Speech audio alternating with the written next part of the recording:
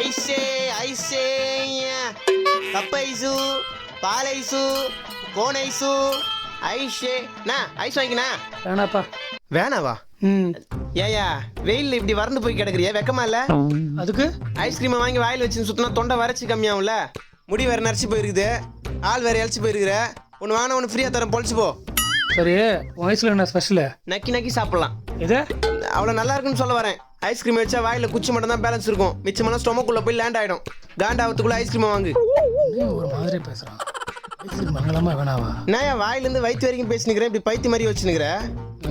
என்ன சரிப்பட்டு வரல? ஐஸ்கிரீம்ல ஏதாவது கலந்து கொடுத்துட்டேன்னா நான் வேணா சப்பி பத்திரி கொடுக்குவா? பின்ன என்னயா இங்க பாரு, எல்லாருமே மற்றவன் வாழ்க்கையை தான் வாழ்றான்.